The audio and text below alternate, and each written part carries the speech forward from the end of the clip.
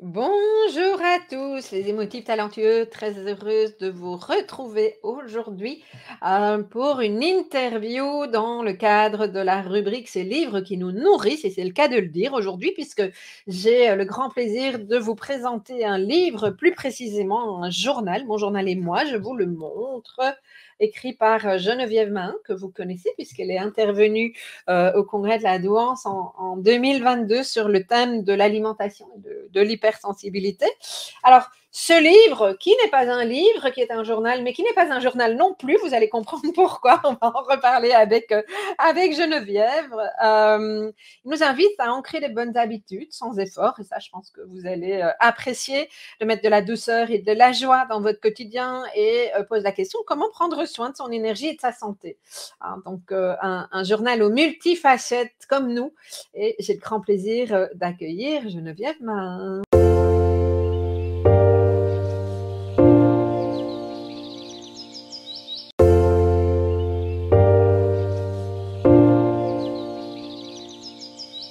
Alors, mon journal et moi, dis-moi un petit peu, donc je le montre, hein, il est beau. Moi, je suis toujours sensible à ça, à ce qui est beau, aussi bien à l'extérieur qu'à l'intérieur. Attends, parce que je vise bien. Il y a de belles photos, il est agréable à feuilleter, il est structuré. Pourquoi est-ce que tu as écrit un journal plutôt qu'un livre? Parce que je sais que tu as écrit d'autres livres. Pourquoi un journal cette fois-ci? Alors, j'avais l'intention avec cet ouvrage de pouvoir vraiment accompagner les personnes qui me lisent et d'accompagner vraiment au quotidien. Et l'accompagnement, ça se fait parfois avec des inspirations, donc c'est chouette de pouvoir être accompagné par quelqu'un, mais c'est aussi s'accompagner soi. Et l'histoire et le développement personnel, c'est aussi de soi à soi, on le sait. Et surtout quand on est hypersensible, quand on est un petit peu différent, c'est d'aller voir un petit peu à l'intérieur, mais comment ça résonne pour moi. Et donc j'ai laissé des plages en fait pour chaque jour, pour chaque moment, pour venir voir un petit peu comment ça résonne. Parce que je donne beaucoup de choses, que ça soit en alimentation, que ça soit en développement personnel, en coaching, en psychothérapie, l'attachement, le MDR, bref, il y a vraiment plein de ressources, mais ça, c'est des ressources extérieures. Alors, comment ça résonne à l'intérieur? Et donc, c'était l'objectif de créer un journal plutôt qu'un livre. C'était justement que chacune puisse se l'approprier. Génial. Donc, ce livre, il est daté, mais par contre, de façon, je pourrais presque dire intemporelle, même si c'est bizarre de Exact. dire ça, hein, dans la mesure où il commence au 1er janvier, et 1er janvier n'est pas associé à un lundi, un mardi, un dimanche, quoi que ce soit, et termine au 31 décembre. Donc, on peut le démarrer là déjà maintenant. La personne qui Oui. l'aurait pourrait déjà le démarrer fin d'année par la fin et revenir au début par la suite. Vous pouvez le démarrer quand vous voulez. Alors, je mets Ouais. une petite parenthèse ici. J'aurais tendance à conseiller de commencer à n'importe quelle saison de fête, en hiver, au printemps, en été, peu importe, et en même temps de ne pas le commencer n'importe quand. Pourquoi? Mmh. Parce que donc le livre est séparé en 4 saisons, puisque c'est un journal, donc comme tu le dis, c'est intemporel, mais en même temps, il y a des dates. Une Et saison donc, chaque fois, c'est ça, hein? exact. Tu as les Voilà. couleurs qui sont là. Chaque saison, en fait, aborde une sphère de notre vie, hein, des piliers, la sphère personnelle, émotionnelle, relationnelle, professionnelle. Et on aborde un thème par mois. Et donc, en commençant au début d'une saison, ça nous permet en fait d'avoir la sphère dans sa globalité et de commencer peut-être aussi par un bilan.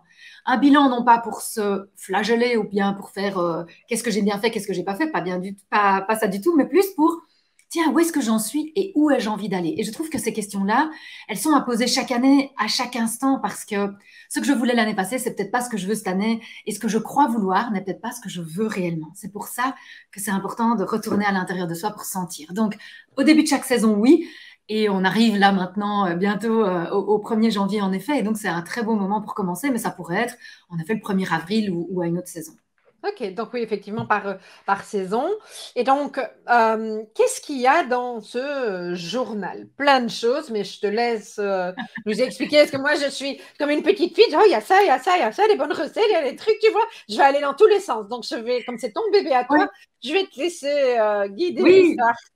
Alors c'est rigolo parce qu'en même temps, je vais être un petit peu comme toi, un peu une petite fille, parce que c'était aussi l'objectif, c'était de mettre dans ce journal, dans cet ouvrage, plein de petits cadeaux, plein de petites surprises, de la lumière, des paillettes, parce que, ben oui, c'est de ça aussi dont on a besoin pour se donner la motivation pour vivre la vie qu'on a à vivre. La vie, on le sait, c'est 50-50. Il y a 50 de choses qui sont waouh et puis 50% de choses qui sont un peu plus complexes. Et dans cette situation aujourd'hui, on peut être bousculé. Et donc, j'avais vraiment l'envie d'amener des petites choses. Donc, il y a des petits défis, des défis dans n'importe quelle sphère, des défis à n'importe quelle intensité, que ça soit sportif, que ça soit alimentaire, que ça soit relationnel, que ça soit émotionnel. Et quand je parle de défis, c'est pas pour faire mieux ou c'est pas une compétition, mais c'est juste pour aller se challenger un petit peu parce que la vie nous fait évoluer. Et si on ne dirige pas cette vie, si on ne choisit pas là où on a envie d'aller, ben, elle va nous mener n'importe où. Donc l'idée, c'était vraiment d'orienter ou en tout cas d'inspirer pour que les gens puissent se l'approprier. Il y a des recettes. Il y a des recettes tous les mois de smoothies pour mettre un peu plus de végétaux dans son alimentation, parce que c'est important, avec des produits de saison, ça va de soi. Il y a aussi des petites gourmandises, parce que moi, je suis gourmande. J'ai eu un restaurant, j'ai été diététicienne, enfin nutritionniste, plutôt nutrithérapeute, pour ne pas mélanger les termes. J'ai été nutrithérapeute. J'ai été traiteur, j'ai été aussi donc restauratrice. Et donc, j'avais envie de mettre un petit peu de gourmandise. Et donc, il y a une gourmandise tous les mois. Il y a un smoothie par mois. Il y a des petits défis physiques chaque mois. Il y a aussi des recettes de saison. Donc, il y a 12 recettes par saison, suivant les principes de la chronobiologie nutritionnelle. Et avec des produits, bien entendu, qu'on peut trouver ici, généralement des produits locaux, sans lait et sans gluten, sans sucre ajouté, pour aider vraiment chacun à pouvoir s'approprier ça et que ça ne réveille pas peut-être des allergies ou des intolérances, etc. Que te dire d'autre? Qu'est-ce qu'il y a encore? Il y a évidemment les 12 thèmes des 12 mois, donc les 4 sphères avec un bilan à chaque fois, une sphère à envisager, à voir comment on a envie de se l'approprier. Ça peut être aussi une sphère par année, on n'est pas obligé de cheminer avec les 4 sphères chaque année. Et des espaces donc pour venir un petit peu noter ce qui se passe à l'intérieur de soi ou faire des petits exercices, des expériences, répondre à ce que je propose. Il y a aussi des avis sur des approches, que ça soit l'IFS, le MDR, la chronobiologie nutritionnelle, le jus d'orange le matin, le café, les exercices physiques, le zéro déchet, etc. Donc vraiment, c'est un ouvrage multiple qui peut répondre à différentes attentes et puis que je conseille à chacun de pouvoir s'approprier. Et donc, c'est un peu un parcours, c'est comme ça que je l'entends à travers ce que tu nous proposes. Il y a une structure qui permet de nous déposer. Je fais appel à la graine de connaissances que mon public connaît, puisque maintenant je travaille sur base des 5 graines. C'est vraiment ça, c'est toute une série de conseils que tu donnes, d'éléments, etc. Mais aussi un espace pour aller au plus profond de soi et voir ce qui nous convient. Mais également, dans cette graine de connaissances, toute une série de découvertes, parce que tu parles, je vois, c'est amusant ici, j'ouvre page 30, quid de l'hypersensibilité. Donc, il y a effectivement certains petits encarts qui expliquent, qui donnent des conseils, qui informent. Et en même temps aussi avec des expériences. Et ça, c'est pour moi, c'est vraiment fondamental. C'est que c'est super de pouvoir comprendre ce qui se passe. C'est important de prendre conscience de ce qui se vit dans sa propre vie. C'est important d'accepter aussi, de ne pas être en résistance et de ne pas être non, je veux pas, je veux pas, je veux pas. Donc, il y a le fait de prendre conscience, d'accepter, de comprendre. Et puis après, il y a aussi le fait d'expérimenter. Parce que si on n'expérimente pas, si on ne teste pas, si on ne va pas vraiment dans le quotidien, il y a un moment donné, en fait, ça reste de la connaissance. Et j'aime beaucoup quand tu dis la graine de connaissance, c'est chouette et c'est important, c'est fondamental.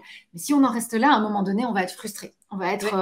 Il va y avoir un bug, un blocage. Donc, j'invite vraiment tout le monde à pouvoir s'approprier ça par des expériences. Et c'est pour ça que je propose des espaces de gratitude, des espaces aussi d'habitude pour voir comment on peut changer ses comportements, pour voir comment on peut changer ce qui ne nous convient pas en sachant et en étant vraiment conscient que les ressources sont à l'intérieur de soi. Donc, c'est vraiment pousser un petit peu et puis goûter, pousser un petit peu et puis goûter. Il y a vraiment cet aller-retour.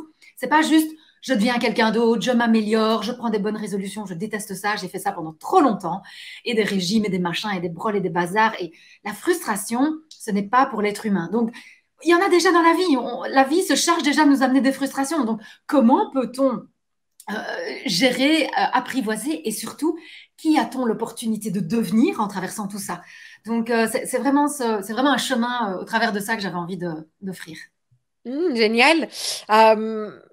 Alors, à qui s'adresse plus particulièrement ce journal? Alors, j'aurais envie de dire à toute personne qui a envie de prendre soin de lui, d'elle, Comme le premier livre, ce livre est écrit au féminin. Alors parfois, je suis Mhm. un petit peu activée pour ça et ok, ça va, je prends. J'avais envie parce que je me sentais plus en complicité, je me sentais plus voilà, en lien avec les femmes. Et je crois que ça parle aussi de mon chemin personnel où moi, j'ai une énergie très, très yang, très dans le masculin. Et je m'ouvre justement à ça. Je m'ouvre à autre chose, je m'ouvre à plus de féminin, je m'ouvre à plus de puissance dans la féminité. Là où avant, j'étais beaucoup dans féminin, c'est gnangnan, féminin, c'est ceci, c'est cela. Voilà, j'avais beaucoup de préjugés et je m'ouvre depuis quelques années. Et donc, je l'ai écrit au féminin. Et en même temps, n'importe qui peut évidemment aller se nourrir de ce qui est là, non seulement des recettes, on est bien d'accord, il y a plus de 70 recettes, 70 recettes, donc il y a vraiment beaucoup, beaucoup de choses à faire. Et bien sûr, pour les personnes qui ont envie d'aller découvrir un petit peu. Mais peut-être pas pour celles peut-être pour celles aussi qui ne sont pas tout à fait prêtes pour prendre le taureau par les cornes vraiment jusqu'au bout, de faire une thérapie, c'est un premier pas, c'est les premiers petits pas à poser peut-être pour aller un petit peu plus en profondeur par la suite. Donc ça, et en même temps, c'est vrai que j'y pense, il y a aussi plein de pistes qui sont là pour les gens qui ont déjà cheminé. Donc Ouais. j'ai l'impression que je m'adresse à un large panel parce que j'accueille des nouveaux clients chaque jour dans mes accompagnements ou en individuel. Donc je suis au tout début parfois. Et puis parfois, il y a des personnes qui viennent chez moi et qui ont déjà beaucoup cheminé. Donc c'est vraiment pour pouvoir slalomer dans les différents niveaux de conscience de soi peut-être. Mhm, mhm. Mais donc, oui, effectivement, en fonction de là où tu en es dans ton parcours, de ce que tu connais pas, tu vas pas trouver les mêmes choses dans ce journal. Et d'ailleurs, je pense que, enfin, il me semble, dis-moi si ça te parle, mais que un point important, parce qu'il est vraiment très très riche, il y a beaucoup. L'idée, c'est pas forcément de tout lire, de tout remplir, c'est Non, non, faire comme on le sent, hein. Moi, exactement. Moi, parfois, alors, je l'utilise évidemment, je l'ai toujours avec moi aussi. Et il y a des jours, je découvre et je me dis, waouh, j'avais oublié que je m'étais dit ça ou j'avais oublié que j'avais écrit ça et je gourmande. Et puis il y a d'autres jours où je me dis, bah tiens, ça me parle pas aujourd'hui et c'est super. La discrimination entre ce qui me convient et ce qui ne me convient pas, c'est vraiment un choix, une décision que l'on peut poser en tant qu'adulte qu'on n'a pas pu poser quand on était enfant. Hein, quand on est petit, ben, on prend tout, on prend tout, on prend tout, ça se marque, ça s'imprègne. Aujourd'hui, on a vraiment cette possibilité justement de choisir, de poser des choix. Et il n'y a pas un bon ou un mauvais choix. C'est juste ce qui est ajusté pour nous pour le moment. Donc, c'est ça qui est magique, évidemment. Ça n'oblige à rien. alors, tu dis que tes recettes sont sans lait, c'est ça, et sans gluten? C'est ça. Alors, moi je connais, hein, puisque sans gluten, ça fait un moment que je mange sans gluten, sans lait, ça dépend.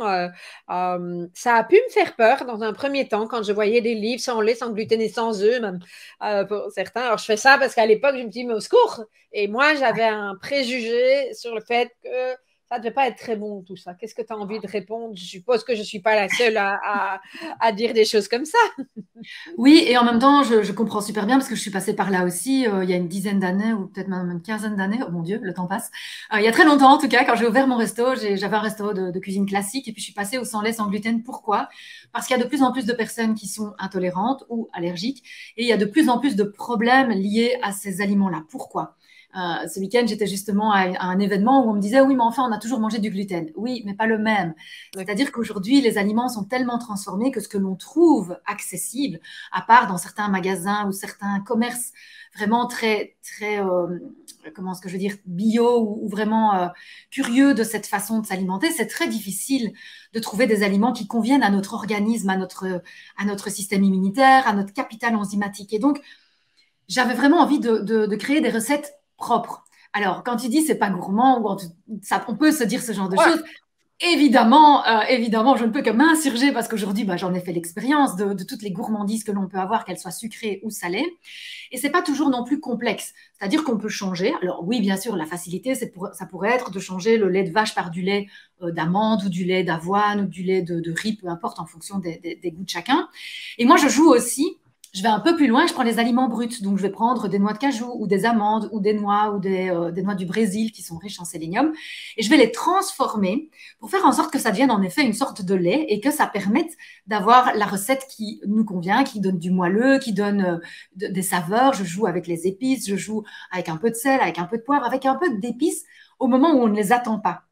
Dans certaines recettes que les auditeurs pourront découvrir, il y a un peu de fleur de sel dans du sucré, il y a un peu de curry dans du chocolat, il y a un petit peu de cannelle dans du salé. Et j'ai vraiment envie que chacun puisse découvrir le peps, non seulement dans sa vie, mais aussi dans son assiette.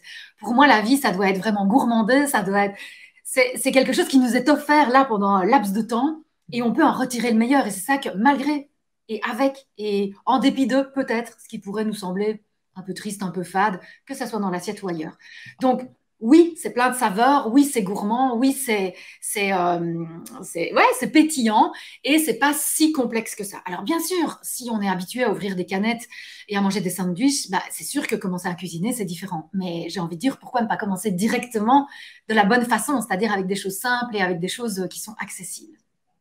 Et je vous confirme, pour avoir préparé une partie de l'intervention de Geneviève pour le congrès alentour de bons plats cuisinés par Geneviève, je vous confirme que c'est très bon.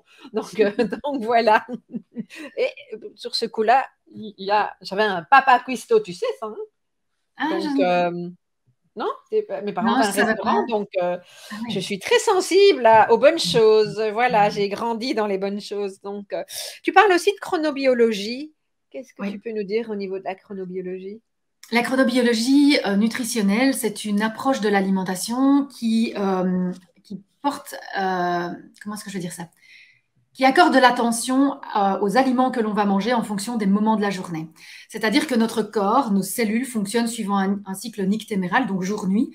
C'est-à-dire que les cellules ont certaines actions la journée, entre 5 heures du matin et 5 heures du soir, grosso modo, et puis d'autres actions entre 5 heures du soir et 5 heures du matin. Nous avons tout un système hormonal qui fonctionne avec la lumière du jour, hein, le cortisol, la mélatonine, et nous fonctionnons en grande partie avec des neuromédiateurs, avec plein d'autres choses, hein, mais je résume vraiment pour essayer d'expliquer. Et ces neuromédiateurs sont constitués à partir d'acides aminés que l'on va retrouver dans les protéines, grosso modo. Ce qui veut dire qu'en fonction des besoins de nos cellules, ce que l'on va apporter va nous aider ou pas à être en bonne santé, à avoir de l'énergie, à bien dormir, à récupérer son poids d'équilibre, à avoir de l'énergie et à avoir le moral. Parce que les neuromédiateurs, c'est un petit peu ce qu'on peut prendre parfois quand on est déprimé. On va peut-être prendre un peu de tryptophane ou peut-être un petit peu de mélatonine quand on ne sait pas dormir. Bah, tout ça, on peut le faire avec l'alimentation. Et donc, en fonction de ce que l'on mange le matin, le midi, le goûter, donc l'après-midi et le soir, eh bien, on sera en meilleure santé, on sera en meilleure forme, notre poids va s'équilibrer, on va avoir plus d'énergie, plus de bien-être. Et donc, l'idée, c'est vraiment dans mes deux livres d'ailleurs, Mon assiette et moi, mon journal et moi, j'ai vraiment eu envie de séparer ces recettes suivant les moments de la journée pour justement que ça réponde aux besoins des personnes qui vont cuisiner. Ça répond à Super. ta question? Oui, tout à fait. Mais c'est un thème que j'entends régulièrement, mais sans vraiment savoir ce que ça veut dire. Est-ce que ça voulait dire que je devais faire attention à mon énergie et adapter? Et en fait, tu recadres les choses par rapport à ça. Donc, voilà, tu Alors, parles. Oui, évidemment, c'est important de revenir à soi, d'accord? Parce que moi, donc, enfin, c'est même pas moi, c'est la chronobiologie nutritionnelle nous informe, nous conseille de manger le matin gras, salé, protéiné. Ça veut dire, par exemple, des œufs à la coque avec une poêlée de champignons et, je sais pas moi, un petit bol de quinoa avec deux noix du Brésil, par exemple. Mais tout le monde ne peut pas faire ça, ok? Tout le monde n'est pas prêt à faire ça ou tout le monde, ça ne convient pas à tout le monde. Il y a certaines personnes qui mangent des fruits avec des graines, avec des noix, des graines, etc. Super. L'important, c'est de sentir ce qui se passe. Est-ce que, quand on prend son petit déjeuner, quelle que soit l'heure l'heure à laquelle on le prend, est-ce qu'on tient jusqu'au lunch en étant avec de l'énergie, sans ballonnement, sans douleur, sans maux de tête, sans fatigue, etc. Si c'est oui, ça veut dire que le petit déjeuner fonctionne. Mais très souvent, si c'est du pain blanc, de la confiture ou de la pâte à tartiner, là, c'est sûr qu'à 11 heures, si on l'a pris vers 8-9 heures, à 11 heures, on a faim. Il y a un pic glycémique, il y a un choc, une chute de glycémie, puisqu'il y a eu trop d'insuline dans le sang, et donc ça ne fonctionne pas. Le soir, c'est pareil. Je conseille, la chronobiologie nutritionnelle conseille du poisson, de la volaille ou des légumineuses. Mais voilà, il se peut que certaines personnes vont manger de la viande rouge assez tôt pour ne pas perturber le sommeil, pardon, et ça va bien se passer. Maintenant, voilà, on sait que quand on mange de la viande rouge le soir, ça s'oppose à l'hormone de croissance, ça peut poser des problèmes pour la thyroïde, ça peut poser des problèmes au niveau du foie. Donc voilà, j'ai tendance à conseiller d'être attentif à soi. Mais c'est à ça que sert ton journal aussi, c'est cette fameuse introspection. Et je trouve Ouais. que, puisque moi, c'est un chemin que je fais depuis pas très très longtemps, d'avoir enfin réussi à mettre la conscience au bon endroit par rapport à mon corps et par rapport à ce que je mange. Hein, ça ne veut pas dire que je n'avais pas fait de régime ou quoi avant, mais j'ai vraiment ce sentiment qu'aujourd'hui, je mets la conscience au bon endroit et que ça me permet, je donne un exemple qui rebondit sur ce que tu dis. Avant, quand je mangeais, ça me fatiguait. Et il a fallu que je prenne conscience que manger, même parfois un tout petit peu, me fatiguait pour me dire, non, il y a un truc qui n'est pas normal ici. Ça paraît tout con, mais en fait, c'est loin d'être anodin, cette histoire-là. Oui, parce Euh, que ça a des conséquences sur ouais, beaucoup, beaucoup d'autres ouais, choses. ouais. Mm. Et en prêtant déjà attention à ça, et entre autres, je pense que dans le journal, on peut noter ce genre de choses. Pour moi, ça a été une révolution. Ouais, Donc, de manger effectivement, en ce qui me concerne, sucré le matin, c'est fini. De toute façon, je mange plus de sucre. Je n'ai plus envie de manger du sucre, mais juste en observant et en écoutant. Et parfois, ouais. c'est pas aussi compliqué qu'on ne le pense. Non, ça ne l'est pas. Et c'est vraiment, c'est des petits pas. Et c'est pas parce qu'à un moment donné, ça fonctionne bien puis que ça ne fonctionne plus que d'office, on a raté, ou on a échoué, ou on n'est pas à la hauteur, ou on est nul, ou on est quoi que ce soit. Ça fait partie de la vie. Moi aussi, Mhm. aujourd'hui, j'ai changé mon alimentation, je dirais, en 2010.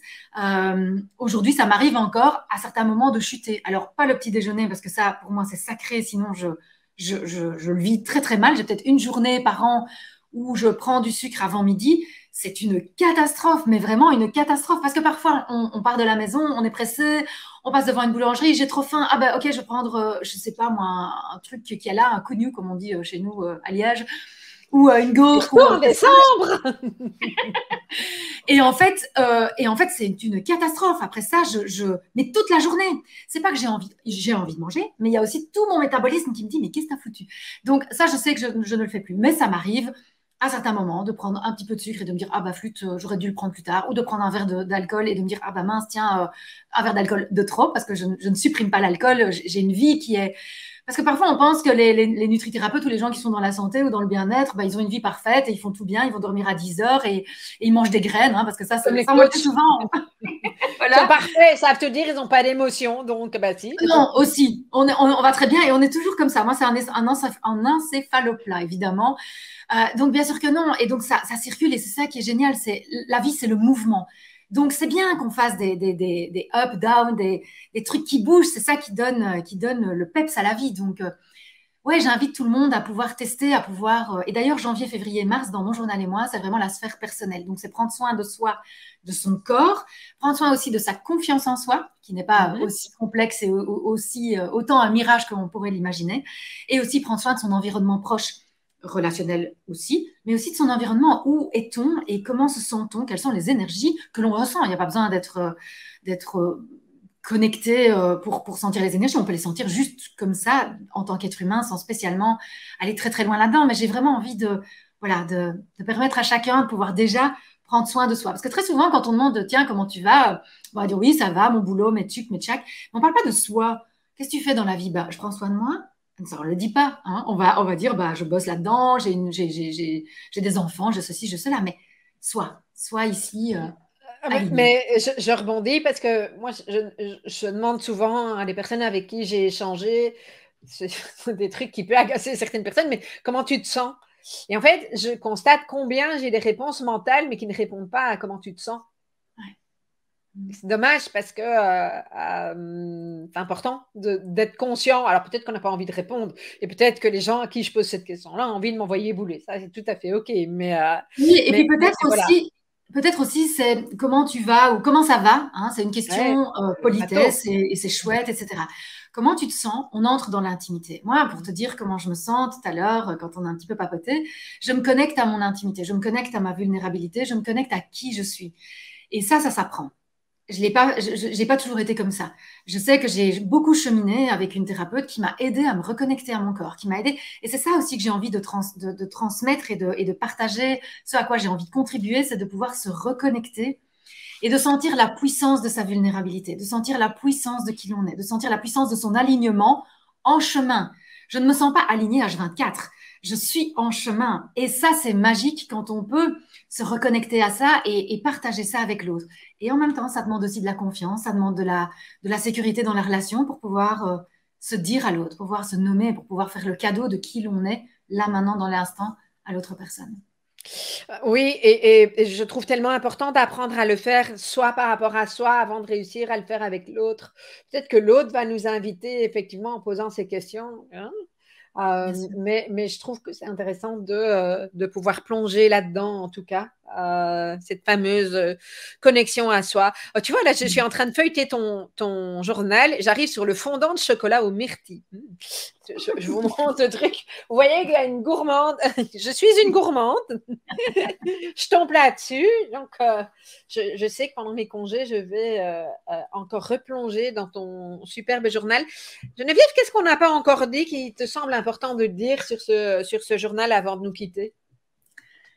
Waouh, on a déjà dit beaucoup de choses. Peut-être de dire que ce journal, il est évolutif aussi. Donc, ça veut dire avec le journal, en fait, il y a une possibilité d'avoir des bonus qui sont en ligne parce que ben, déjà, je me suis fait un petit peu taper sur les doigts par ma maison d'édition qui m'a dit c'est trop gros, il y a trop. Donc, du coup, on a pris toute une partie du contenu parce que c'est la deuxième version, en fait, ce journal. D'accord. Il y a eu une première version digitale pour voir un petit peu comment ça prenait, si les gens appréciaient. Et puis, vu les chouettes encouragements, ben, on l'a remanié, on l'a remâchouillé pour qu'il soit vraiment gourmandé par tout le monde. Et donc, on a mis toute une partie en ligne aussi avec bah, un surplus, enfin un petit complément pour les recettes, pour les listes de courses, les menus, pour faciliter les recettes, mais aussi on a ajouté tout un passage sur le cycle féminin parce que ben, se reconnecter à son cycle, que l'on ait toujours des cycles ou pas. Donc, on peut se connecter aussi au cycle parce qu'en tant que femme, on a tout le temps des cycles jusqu'à la fin de notre vie, Ouais, même si ouais. on n'est plus même si on n'a plus ces menstruations, on est toujours dans des cycles. Et puis, il y a aussi toute une partie sur des rituels d'alignement, des rituels d'ancrage. Et j'ai voulu le mettre en ligne parce qu'il y a aussi des petits podcasts, il y a aussi voilà, il y a des petites choses à gourmander en ligne. Donc, ça, j'avais envie de le dire. Il y a aussi la possibilité d'être accompagné avec ce livre parce que quand on démarre, peut-être qu'on a besoin 1 mois, 2 mois, 3 mois, d'être un petit peu boosté. Parce que je ne suis pas pour les bonnes résolutions, mais par contre, je suis pour les bonnes intentions. Et Ouais. quand on se connecte à son intention, c'est génial. Moi, quand je me connecte à mon intention, j'ai plein d'énergie. Et puis, quand je dois mettre les petits pas en place, ben, parfois, il me manque un petit peu de motivation. Et je trouve que d'aller rechercher la motivation auprès d'une communauté, d'un soutien, c'est aussi bon, c'est aussi aidant, c'est aussi boostant. Voilà, je vous le remontre. Je vous le refeuillette pour que vous voyez. Attends, il faut juste que je mette en face de la caméra. Je Oui, très recommence. bien. Ah, parce qu'il est vraiment très, très beau. Il est très agréable à tenir, à lire, à regarder. En tout cas, moi, perso, je suis en tant qu'hypersensible très, très sensible à ça. Écoute, merci beaucoup pour cet Merci à toi. échange et de nous avoir parlé de mon journal et moi. Et on se retrouve prochainement. Alors, j'espère que vous avez apprécié ce que vous avez entendu. Si c'est le cas, mettez-moi un petit pouce pour m'encourager à vous proposer d'autres thématiques et à refaire de nouvelles vidéos. Vous savez que vous pouvez aussi vous abonner à ma chaîne YouTube pour être notifié chaque fois que nous diffusons une nouvelle thématique.